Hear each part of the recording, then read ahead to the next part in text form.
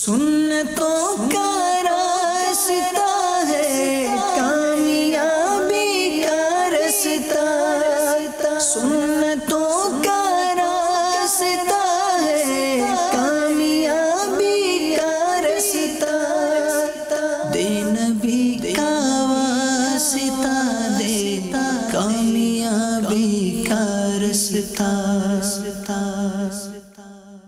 الحمدللہ رب العالمین والصلاة والسلام علی سید المرسلین، اما بعد فاعوذ باللہ من الشیطان الرجیم، بسم اللہ الرحمن الرحیم، الصلاة والسلام علیک یا رسول اللہ وعلی آلک واصحابک یا حبیب اللہ، الصلاة والسلام علیک یا نبی اللہ وعلی آلک واصحابک یا نور اللہ۔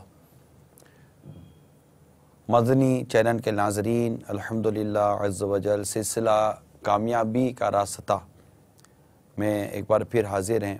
بڑی تیزی کے ساتھ رمضان گزرتا جا رہا ہے اور ہم نہ جانے اس کی درست طریقے پر تعظیم کر پا رہے ہیں یا نہیں، یہ ہر کوئی اپنے اپنے حال کو جان سکتا ہے۔ خیر، اللہ تبارک و تعالی ہم سب کی مغفرت فرمائے اور ہمیں ماہ رمضان کی برکتوں سے مالا مال فرمائے، اور عشرہ رحمت کے صدقے میں ہم سب پر اپنے رحمت اور اپنے فضل و کرم کا می برسائے۔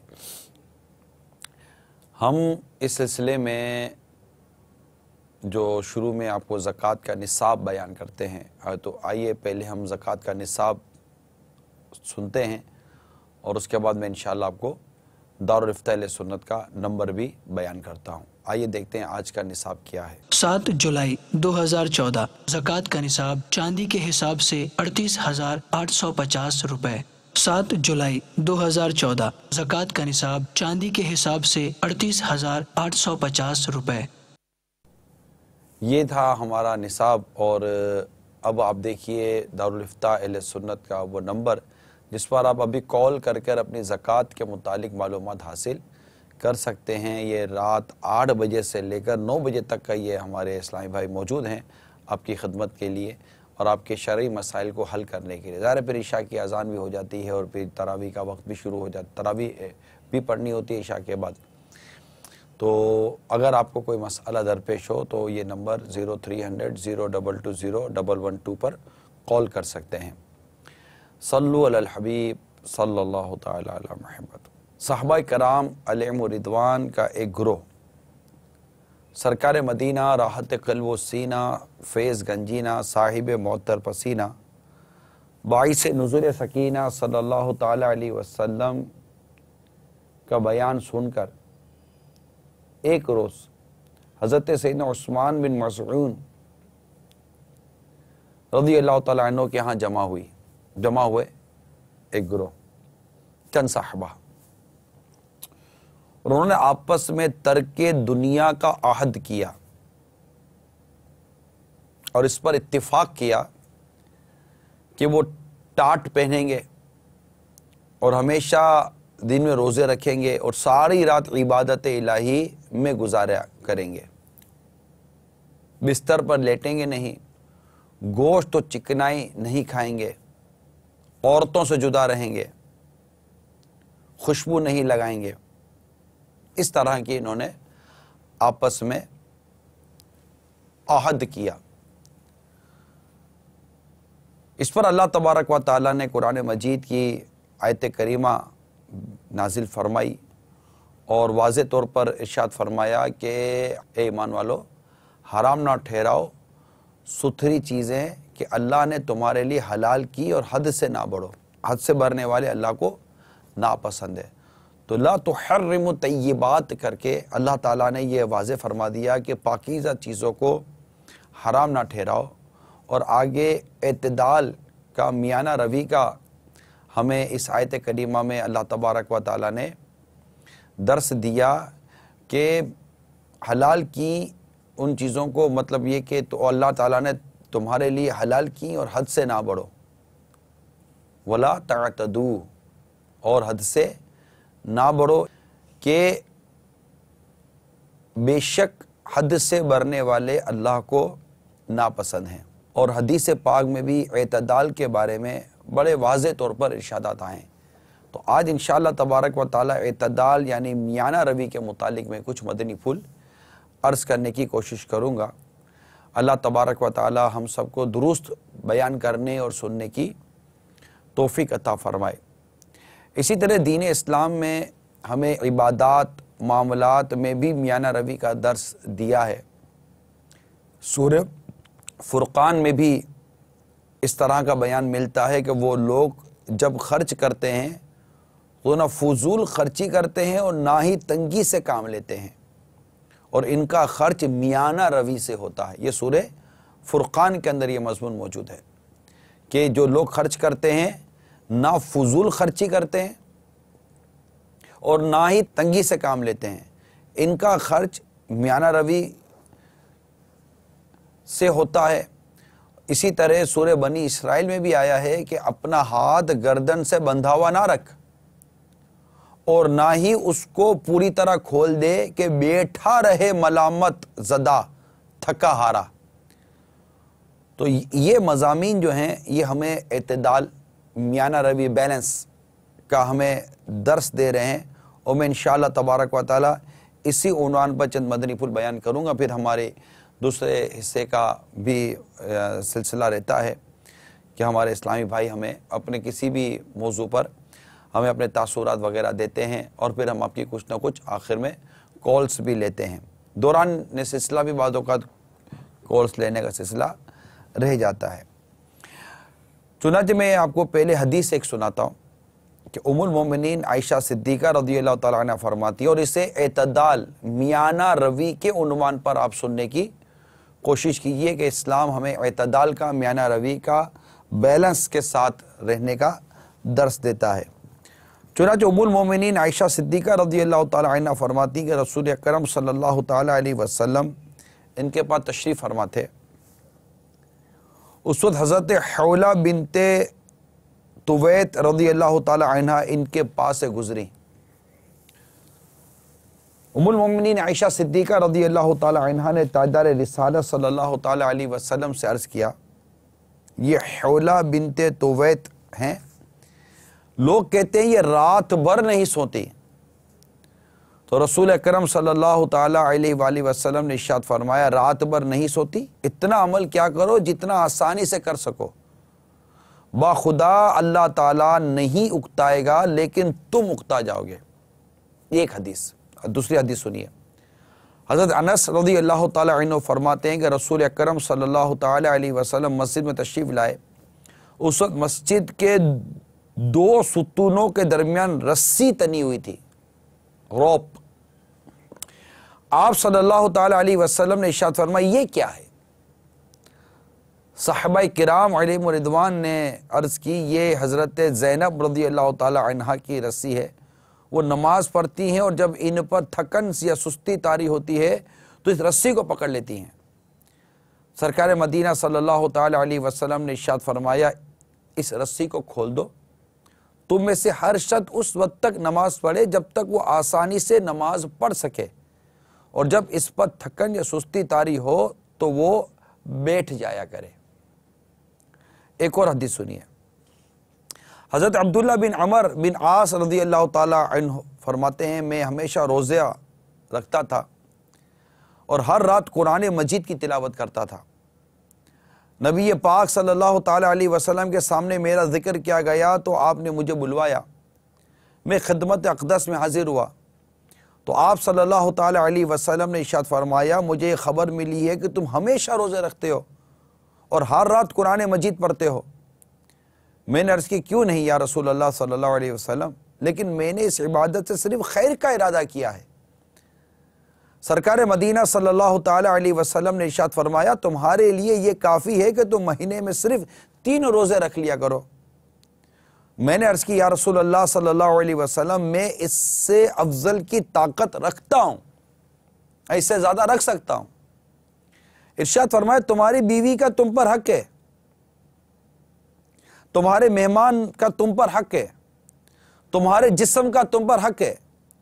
تم اللہ تعالیٰ کے نبی حضرت داؤد علیہ نبینا وعلیہ الصلوۃ والسلام کے روزے رکھو، کیونکہ وہ لوگوں میں سب سے زیادہ عبادت گزار تھے. میں نے عرض کی اللہ کے پیارے حبیب صلی اللہ علیہ وسلم حضرت داؤد علیہ السلام کے روزے کس طرح تھے؟ ارشاد فرمائے وہ ایک دن روزہ رکھتے اور ایک دن افطار کرتے تھے، اور فرمایا ہر ماہ میں ایک قرآن پاک ختم کیا کرو، ہر ماہ میں ایک قرآن پاک ختم کیا کرو. میں نے عرض کی یا رسول اللہ میں اس سے افضل کی طاقت رکھتا ہوں. ارشاد فرمایا پھر 20 دن میں ایک قرآن ختم کر لیا کرو. میں نے عرض کی میں اس سے افضل کی طاقت رکھتا ہوں. ارشاد فرمایا پھر 10 روز میں ایک قرآن ختم کر لیا کرو. میں نے عرض کی میں اس سے افضل کی طاقت رکھتا ہوں.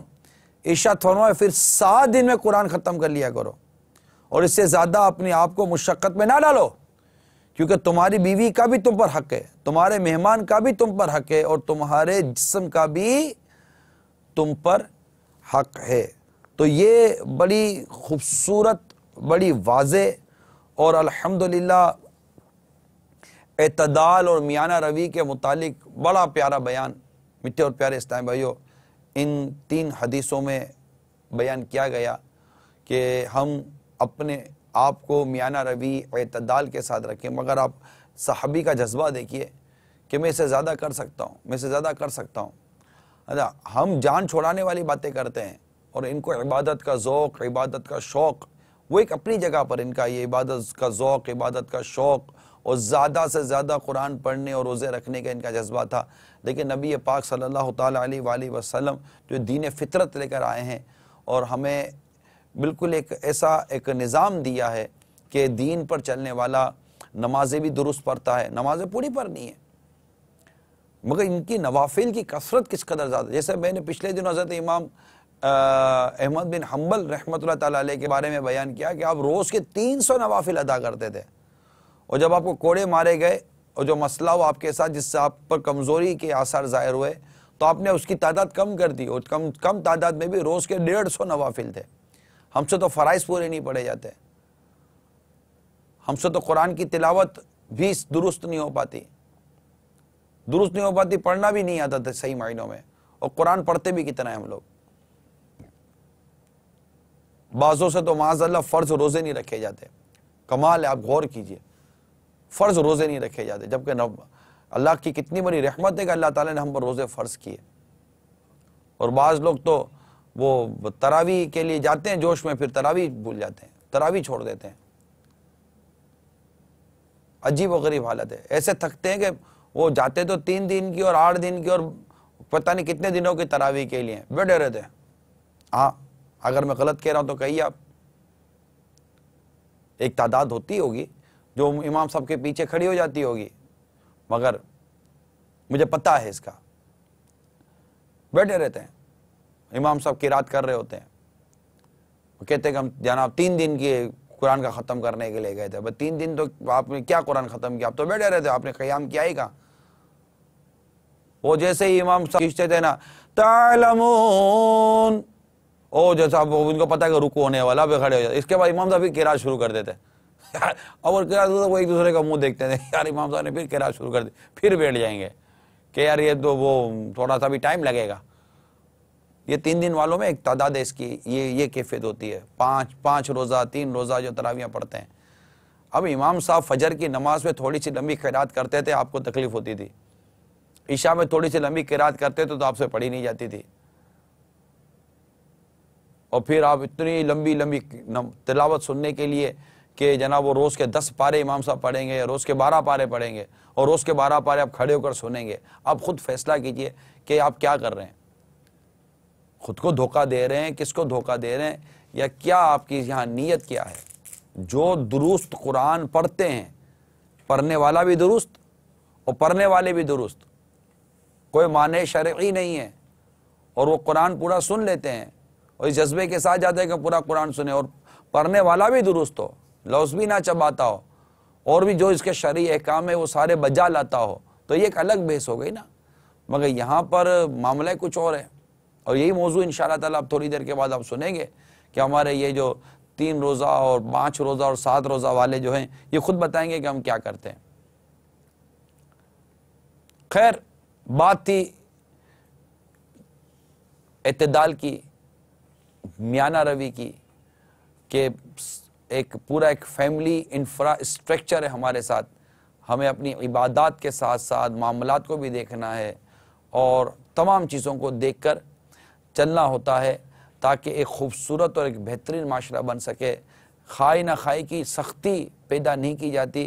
حدیث پاک میں ہے کہ سرکار مدینہ صلی اللہ تعالی علیہ وآلہ وسلم نے فرمایا، بلا شبہ دین آسان ہے، جو شخص اس دین کو مشکل بنانے کی کوشش کرے گا دین اس پر غالب آ جائے گا۔ ایک اور حدیث ہے، تم آسانی کرنے کے لیے بھیجے گئے ہو، مشکل میں ڈالنے کے لیے نہیں بھیجے گئے ہو۔ اسی طرح سورہ بقرہ میں بھی قرآن مجید میں ہے کہ اللہ تمہارے لیے آسانی کا ارادہ فرماتا ہے، تم کو مشکل میں ڈالنے کا ارادہ نہیں فرماتا۔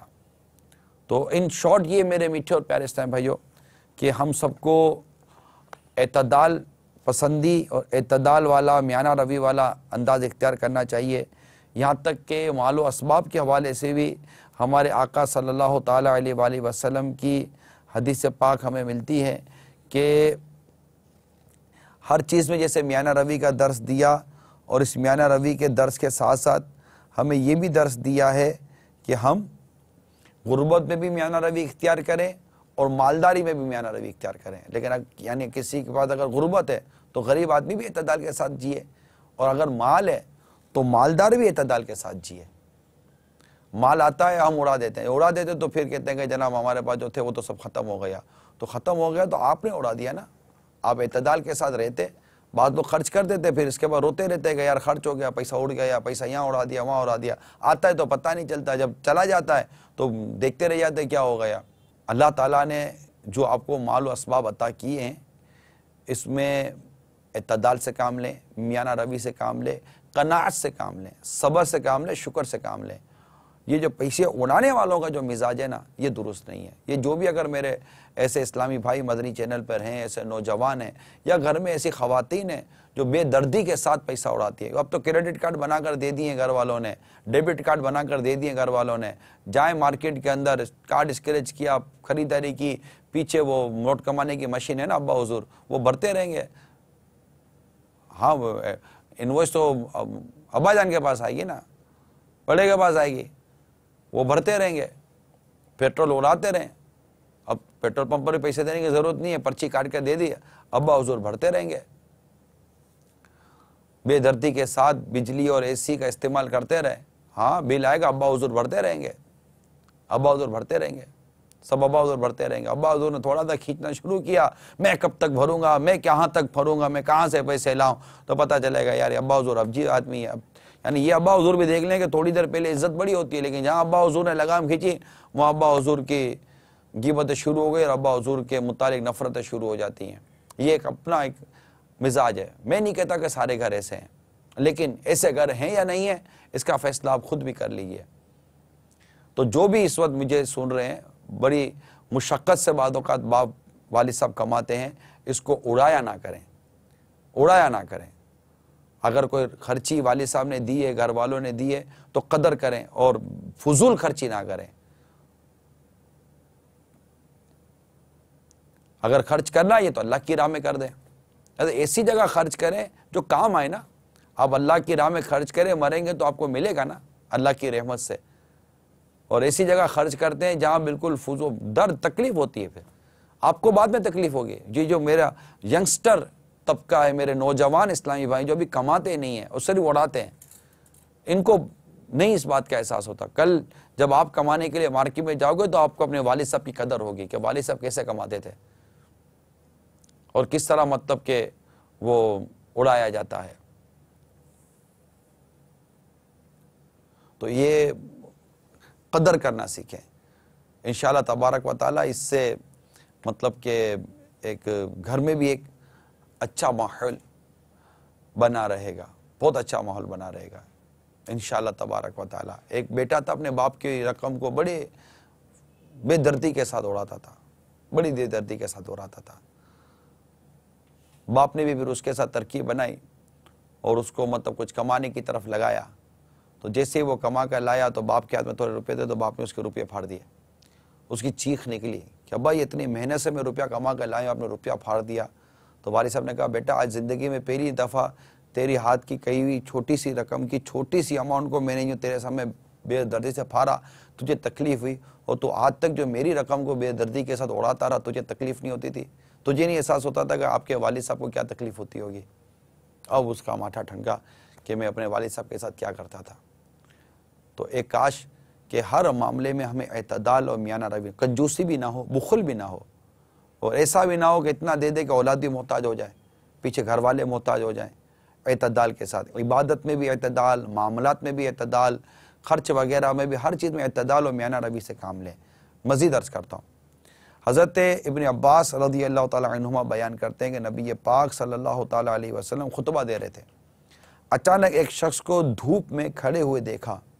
آپ نے پوچھا یہ کون ہے؟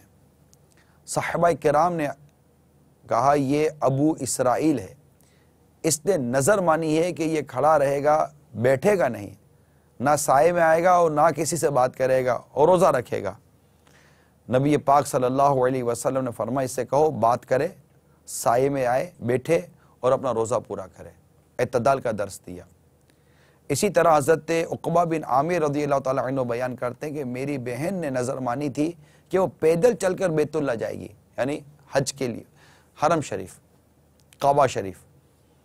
انہوں نے کہا کہ میں نے سوچا کہ میں نبی پاک صلی اللہ علیہ وسلم سے اس کے متعلق فتویٰ معلوم کروں، تو میں نے آپ صلی اللہ علیہ وسلم سے پوچھا تو ارشاد فرمایا وہ حج کو جائے اور سوار ہو۔ حضرت انس رضی اللہ تعالیٰ عنہ بیان کرتے ہیں کہ نبی پاک صلی اللہ تعالیٰ علیہ وسلم نے دیکھا کہ ایک بوڑھا شخص جو چل نہیں سکتا تھا، اسے اس کے دو بیٹے پکڑ کر چلا رہے تھے۔ آپ نے پوچھا یہ ایسا کیوں کر رہا ہے؟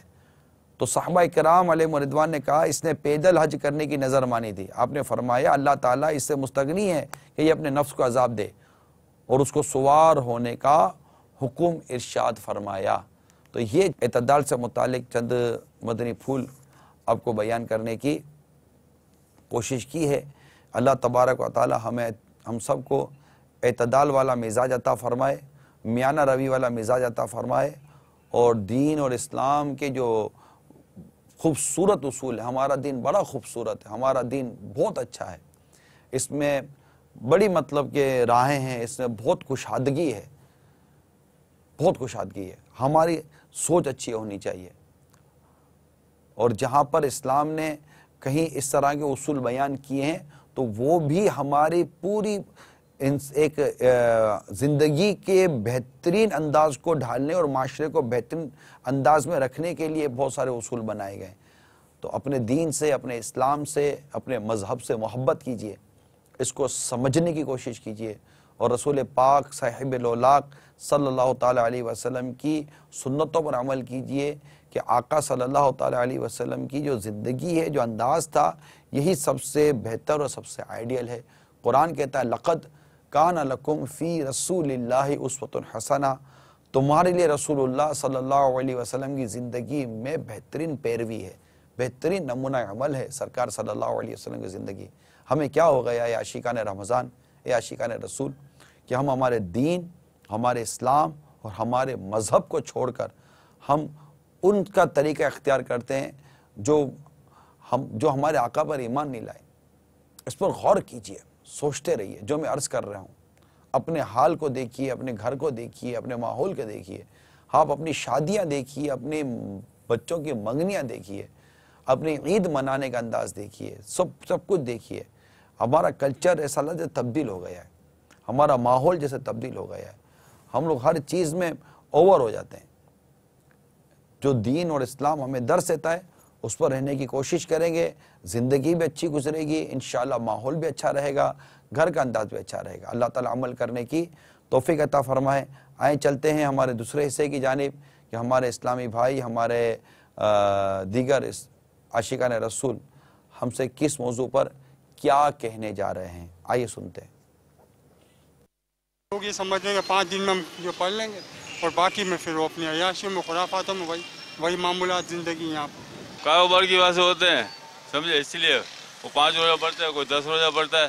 ہم لوگ یہاں 10 روزہ میں کرتے ہیں۔ 5 रोज़ा तरावी का एहतमाम करते हैं। 5 रोज़ा पढ़ने का मकसद ये होता है कि जितना ज़्यादा कुरान पढ़ लें, लेकिन इसके बाद एक मकसद ये नहीं होता कि हम पूरा रमज़ान फारिग हो जाए। अपनी अपनी सहूलत आदमी देखते हैं, मार्केटों में होता है, किसी को मार्केटों में जाना होता है, ये 10 रोज़ा पढ़ के फिर मार्केटों में अपने तरतीब के हिसाब से पढ़ते रहते हैं, यहाँ के कुरान पूरा हो जाता है ना। मैं 5 रोज़ा, बाकी टाइम नहीं होता ना, काम करते हैं भाई। वो जो काम वाले लोग होते हैं जिनको स्टॉल लगाने होते हैं वो पढ़ते हैं, सब अपनी अपनी तरीके से करते हैं। वजह ये है कि आगे काम ऐसा है कि टाइम ना मिले, 6 रोज़ा तरावी पढ़ के अपना काम वगैरह में लग जाता है। ये सिर्फ हमें वक्त नहीं मिल पाता है, इसकी वजह से हम 6 रोज़ा तरावी पढ़ते हैं। यहाँ पे मार्केटिंग वाले हैं, 6 रोज़ा पढ़ के कुरान सुन लेते हैं, जो वाजिब है वो हम पूरा अदा कर लेते हैं। उसके बाद फिर मतलब कि 2 बंदे खड़े हो जाते हैं तो 2 बंदे नाफिल पढ़ के आ जाते हैं 20 रकात के। 30 रोज़ा होना चाहिए, 12 वो अब शॉर्टकट में वाली बात है। वजह ये होती है कि कारोबार के लिए आती है, दुकानें खुलती है तो वो 6 रोज़ा के बाद ही खुलती है। दुकानदार वगैरह जिनको दुकानें बाद में खोलनी होती हैं वो पढ़ते हैं। कामों से टाइम मिलना बहुत मुश्किल होता है, साल का यही महीना आता है, इसलिए 6 रोज़ा में शिरकत हो गया, इसलिए फारिग हो जाते हैं। 6 रोज़ा में ये कि हमारा एक कुरान खत्म हो जाता है। 6 रोज़ा पढ़ ली, मैं इसके बाद फिर दुकान का हिसाब किताब है कि दुकानें वगैरह खोलेंगे, कुरान शरीफ तो खत्म हो जाएगा ना इस माह है, तरावी का सिलसिला जारी रहेगा, नमाज पढ़ के फिर दुकान पे ही है, एक आएगा एक जाएगा। 6 रोज़ा तरावी के बाद ही हम लोग फिर काम धंधे में लग जाते हैं। 6 रोज़ा में खत्म कुरान हो जाता है, बाकी ये तरावी जिसका दिल चाहता है फिर वो अपनी पढ़ ले, बाद जमात पढ़ ले, कम से कम एक सुन्नत तो अदा हो गई कि कुरान पाक खत्म हो गया। यहाँ पे 6 रोज़ा हम पढ़ने के बाद आसानी से कहीं भी, अगर हम कहीं जैसे हमारी शॉप है, अगर हम वहाँ पे होते तो वहाँ पे पढ़ लेते हैं, बाज़ों का ऐसा होता है घर पे होते तो फिर वहाँ पे किसी मस्जिद में, फिर उसके बाद किसी भी मस्जिद में हम आसानी से तरावी की अपनी जो है वो अदा कर सकते हैं यहाँ पे कुरान पूरा मुकम्मल करने के बाद। मार्केट एरिया, उसके बाद बाज़ार खुलता है तो मार्केट ईद की शॉपिंग वगैरह, तो इसकी वजह से जो है सब दुकानें खुलती हैं। जो लोग कारोबारी हैं ना वो 6 रोज़ा तरावी पढ़ लेते हैं। 6 रोज़ा में ये कम से कम कुरान शरीफ तो पूरा सुन लेते हैं। दुकान दुकान दुकान कारोबार मार्केट, दुकान कारोबार मार्केट, दुकान कारोबार मार्केट। अब अगर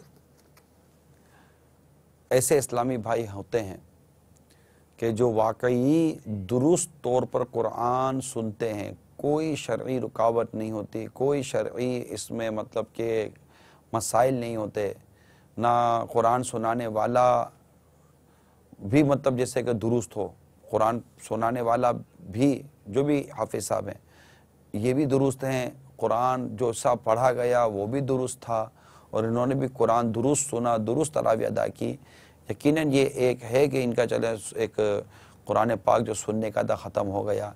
लेकिन मेरे प्यारे और मीठे इस्लामी भाइयों, आपसे मैं पूछता हूँ कि क्या आपकी तरावी का अंदाज़ ऐसा ही होता है? क्या आप इसी तरह तरावी में अव्वल त आखिर खड़े रहते हैं, सुनते हैं, और जो हाफिज़ साहब ने जो कुरान पढ़ा है क्या वो भी बिल्कुल दुरुस्त था? इस मामले में आपके पास क्या मालूमात है? कुछ भी नहीं होती।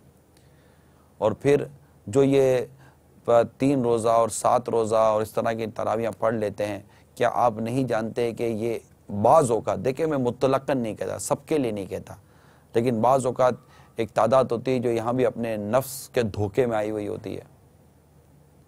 एक धोखा होता है नफ्स का कि यार ये जो है ये क्या है, पढ़नी नहीं होती बाद में, वो जो पढ़ी है वो भी सही नहीं पढ़ी, वो भी गप्पे शप्पे मारे बैठे रहते थे। इमाम साहब कुरान पढ़ते थे, ये दोस्तों के साथ बैठे बातें करते थे।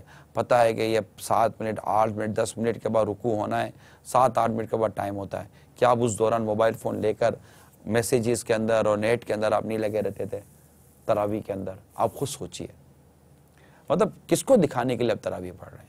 किसके लिए तरावी पढ़ रहे हैं? इबादत तो अल्लाह के लिए, तरावी पढ़नी तो अल्लाह के लिए। और सिर्फ 3 रोज़ा ही तो नहीं है, 7 रोज़ा ही तो नहीं है। जो अगर वाकई एक वक्त में पूरा कुरान रमज़ान मुबारक का ख़त्म करने का जज्बा है तो इसके बाद जो दीगर जो औकात हैं या दीगर जो हमारे रातें हैं उसमें तो आप तरावी पढ़ेंगे नहीं पढ़ेंगे? तो तरावी पूरी पढ़ें, पाबंदी के साथ पढ़ें, और इस अंदाज पर कि मार्केटें खुलेंगी तो मार्केटों की रौनक बनने की हम कोशिश कर रहे हैं। मैं वैसे ही ये एक अपने तौर पर एक आपको नाकिस मशवरा अर्ज़ करूँगा कि कोशिश कीजिए ये माह रमज़ान इबादत में गुजरे। जो मजबूर है वो माजूर है, ज़ाहिर है कि, लेकिन हर एक के कारोबार और काम काज का भी हिसाब किताब होता है। लेकिन अब मार्केटों का जो हाल है वो हाल है। इबादत की तरफ आइए, रियाजत की तरफ आइए, दिन को रोज़ा रखना, रात को क़याम करना यानी तरावी पढ़ना बड़ी इबादतें हैं, बड़ा इसमें सवाब है। फिर सरकार सल्लल्लाहु ताला अलैहि वसल्लम का तरावी पढ़ने के जो बयान मौजूद हैं, फिर जमात के साथ फारूक आज़म ने तरावी पर जमा किया, ये सारी चीज़ें जो मौजूद हैं, इसमें मेरा नाकिस मशवरा है मेरे प्यारे इस्लामी भाइयों, बराए करम पूरी तरावी पढ़िए। और जो 3 रोज़ा या 7 रोज़ा पढ़कर फारिग हो गए हैं, ये अगर सुन रहे हैं तो बराए करम आप रोज़ाना तरावी की 20 रकातें हैं, ईशा की नमाज जमात से पढ़कर तरावी पूरी कर लीजिए। इसके बाद फिर तफरी करने के बजाय, गुनाहों में पढ़ने के बजाय अल्लाह और उसके रसूल की रज़ा वाले कामों में लगे रहिए। अल्लाह ताला हम सबको अमल करने की तौफीक अता फरमाए। कॉल सुनाइए। अस्सलाम वालेकुम वरहमतुल्लाहि वबरकातुहू। वालेकुम अस्सलाम वरहमतुल्लाहि वबरकातुहू। जी मैं खुर्शीद बात कर रहा हूँ। मेरा सवाल ये है कि मैंने पहले कुरानदाजी की हुई थी मोटरसाइकिलों की, लेकिन उसमें सूद का मसला वगैरह आ रहा था, तो इसीलिए मैंने वो छोड़ दी। लेकिन उसके छोड़ने से मैं कर्ज में आ गया हूँ और अब मैं कर्ज नहीं दे सकता लोगों को, मेरे पास इतने पैसे नहीं है और नीयत मेरी यही है कि मेरे पास आए और मैं दे दूँ। क्या मैं गुनहगार हो रहा हूँ कि नहीं हो रहा? ये सवाल का जवाब दे दीजिएगा मेहरबानी। अस्सलाम वालेकुम वरहमतुल्लाहि वबरकातुहू। वालेकुम अस्सलाम वरहमतुल्लाहि वबरकातुहू। मतलब आप कर्ज अदा करने की नीयत तो रखते हैं, अब आपसे गलती हो गई और एक वो सूदी मामले में पढ़ने से आपने अपने आप को बचा लिया। अल्लाह ताला आपकी इस कोशिश को कबूल फरमाए और इस दौरान जो गुनाह हुए हैं, अगर हुए हैं तो अल्लाह ताला उससे भी माफ़ फरमाए। यकीन सूद में पढ़ना खुद ही एक बहुत बड़ा गुनाह होता है।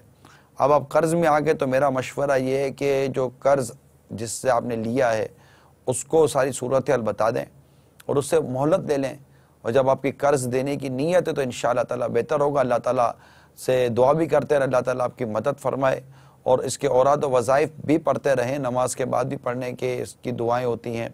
मदनी पंच सूरह में कर्ज उतारने का वजीफ़ा मौजूद है, ये आप पढ़ लीजिए। इंशाअल्लाह ताला उम्मीद है कि आपका कर्ज भी उतर जाएगा और आपको सुकून क़ल्ब भी उम्मीद है कि नसीब होगा। और कॉल सुनाइए। अस्सलामु अलैकुम वरहमतुल्लाह। वालेकुम अस्सलाम वरहमतुल्लाहि वबरकातुहू। मेरा नाम मोहम्मद नवीर है, कराची से बात कर रहा हूँ। मेरा हाजी साहब से ये सवाल है कि हमारी शॉप पर अक्सर लोग आते हैं जो कि कोई सामान खरीदते हैं, जैसे कि कोई चीज़ खरीदी 300 रुपये में और इसके बाद वो पर्ची बनवाते हैं 340 रुपये 50 रुपये और अपने ऑफिस में शो करते हैं कि हमने ये चीज़ 350 रुपये की खरीदी। इस तरीके से इनको 50 रुपये ज़्यादा ऑफिस से मिलते हैं, तो क्या हमारे लिए पर्ची बनाना दुरुस्त है और क्या ऐसे लोगों के लिए इस तरीके से 50 रुपये लेना दुरुस्त है? जब आपको पता है कि ये झूठी पर्ची बना रहा है तो आप बिल्कुल पर्ची ना बनाएं, क्योंकि वो आगे धोखा दे रहा है, खयानत कर रहा है, झूठ भी बोल रहा है। तो कुरान पाक ने बड़े वाज़े तौर पर हमें इरशाद फरमाया, वला ताअवनु अलल इस्म वल उद्वान, गुनाह और बुराई में किसी की मदद ना करो। तो बिल्कुल यहाँ बिल्कुल मदद करने की आपको इजाज़त नहीं है, बल्कि अल्लाह तौफीक दे तो उसको उस वक्त नेकी की दावत दीजिए कि ये आप क्या कर रहे हैं, ये तो झूठ है, आपका तो कुछ भी नहीं जा रहा, आपने तो 300 रुपये ले लिया, उसको 300 रुपये दे दिए। हाँ ये होगा कि बोले ठीक है मैं तुमसे नहीं खरीदता, मैं किसी और से ख़रीद लूँगा। ठीक है, आप किसी और से ख़रीदना चाहें तो किसी और से ख़रीद लीजिए, मैं झूठ और धोखे में और इस तरह की चीज़ों में आपकी मदद नहीं कर सकता। और जो लोग इस तरह का काम करते हैं, ये पेट्रोल पंप पर भी इस तरह करते हैं, ये उमूमन परचेज़र जो होते हैं ना फैक्ट्री में और इस तरह बड़ी जगह परचेज़र, ये इनकी बड़ी इसमें बड़ी मुसीबत होती है कि परचेज़र इस तरह के रास्ते ढूंढते हैं और बाज़ दुकानदार होते हैं जो इस तरह के परचेज़र ढूंढते हैं कि यार हमसे ख़रीदो, हम तुमको पर्ची बना देंगे।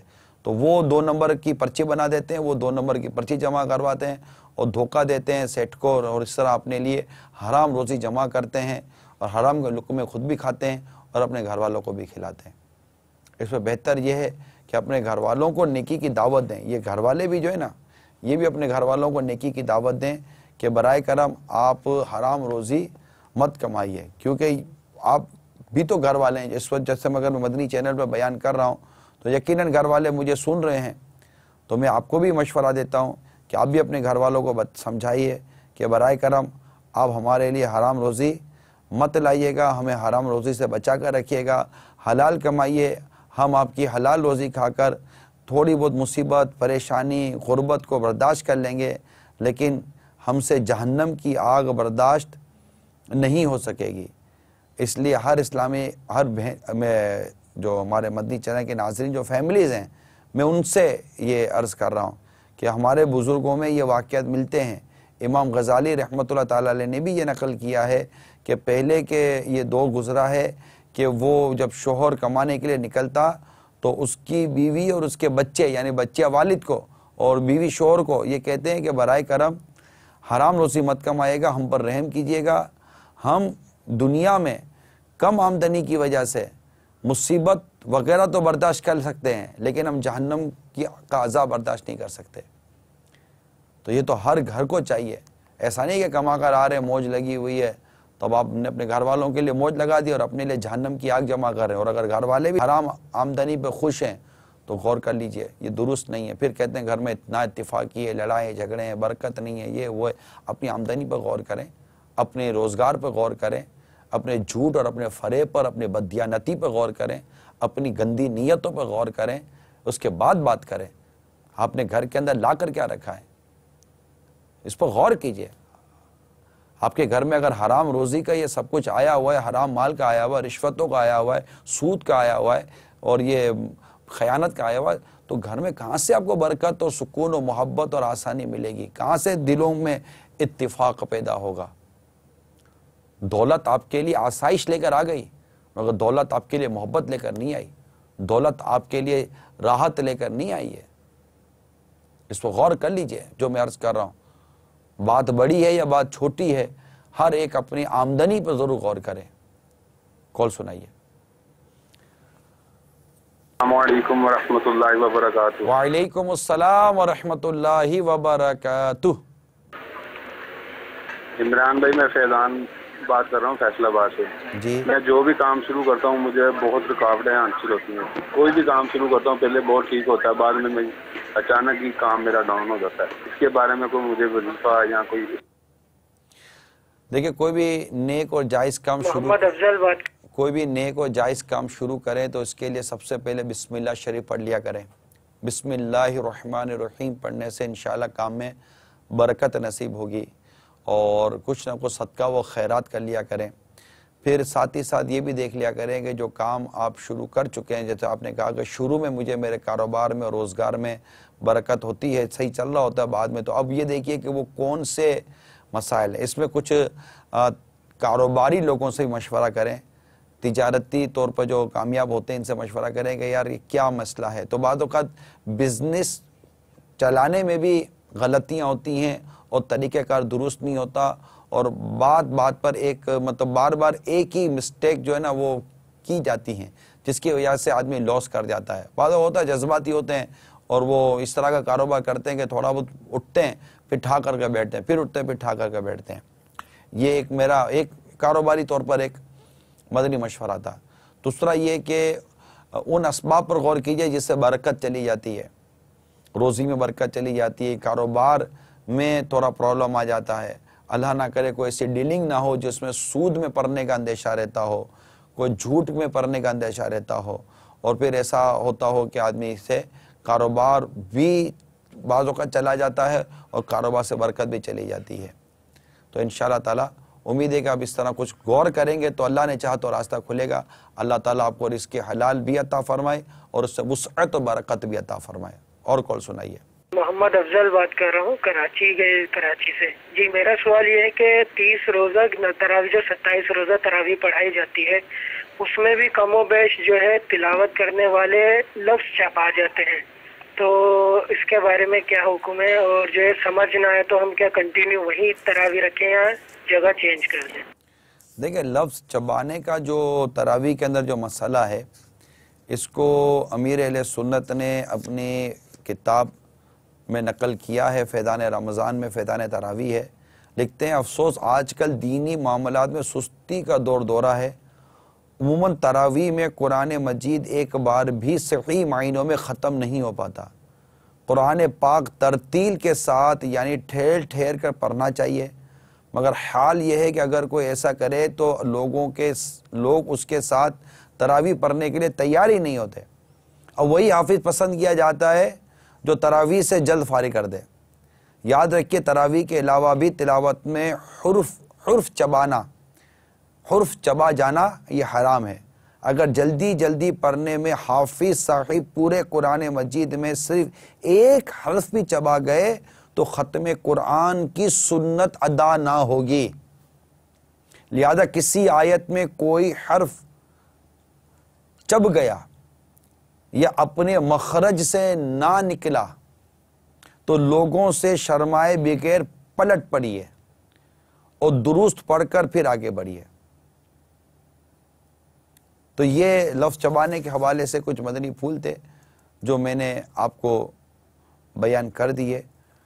اللہ تبارک و تعالی ہم سب کو درست تراویح پڑھانے کی بھی توفیق عطا فرمائے اور درست تراویح پڑھنے کی بھی توفیق عطا فرمائے. سیٹ اتنی پرمیشن نہیں دے گا کہ وہ 30 دن تک 30 روزہ تراویح پڑھے.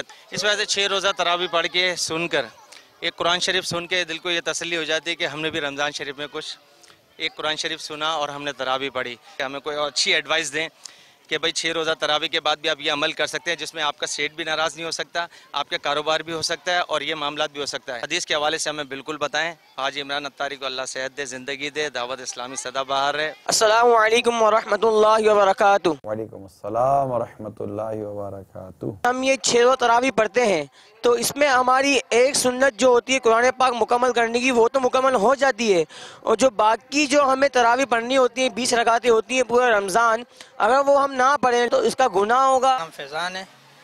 میرا یہ سوال ہے کہ اگر نماز تراویح رہ جائے تو اسے قضا جو ہے وہ کس طرح ادا کی جائے گی اس کے بعد؟ میں یہ جاننا چاہتا ہوں کہ تراویح کا وقت کب سے کب تک ہے؟ میرا آپ سے سوال ہے کہ تراویح کی شرعی حکم کیا ہے اور کل رکعتیں کتنی ہوتی ہیں اس کی؟ 2 سوال کو میں ایک ساتھ جواب دے دیتا ہوں. ایک تو وہ تراویح کے اس کے متعلق انہوں نے پوچھا کہ تراویح ہر عاقل و بالغ اسلامی بھائی اور اسلامی بہن کے لیے سنت مؤکدہ ہے, اس کا ترک جائز نہیں. تراویح کی 20 رکعتیں ہیں اور سیدنا فاروق اعظم رضی اللہ تعالیٰ عنہ کے عہد میں 20 رکعتیں ہی پڑھی جاتی تھی. تراویح کی جماعت سنت مؤکدہ علی الکفایہ ہے.